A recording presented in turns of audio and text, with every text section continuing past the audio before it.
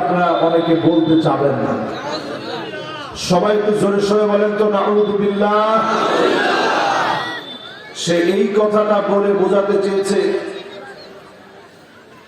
যে বেশ্যা মহিলারা নেকাব পরে, ইহুদিরা পড়ছে, বর্তমানে যারা নেকাব পরে ইসলামিক ড্রেস না।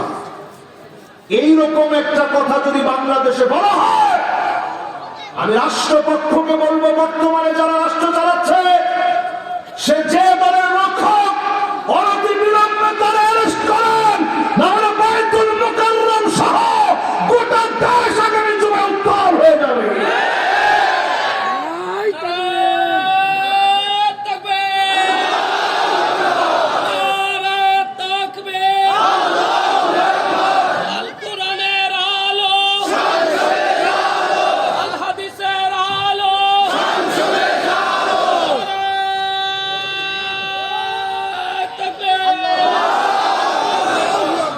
চিন্তা করেন সাহস কত বড়। স্পষ্ট বলছে নেকাব নাকি বেশ্যাদের ড্রেস, এটা মুসলমানদের ড্রেস কোড নয়।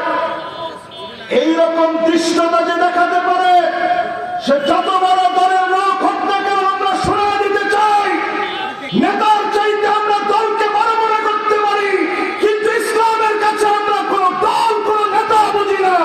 ইসলাম আমার কাছে কোটি কোটি গুণ বড়। চিন্তা করেন যদি ক্ষমতায় আসেন, প্রথম কাজ হচ্ছে নামাজ কায়েম করা। আমার সংসদে যদি নামাজ কায়েম হয়ে যায়, স্কুল কলেজ মাদ্রাসা সেক্রেটারিয়েট সব জায়গার ভিতরে নামাজ পড়া লাগবে, সব জায়গার চিত্র এক হয়ে যাবে। তাকালে মনে হবে গোটা জমিনটাকে আল্লাহ মসজিদ বানায় দিয়েছে।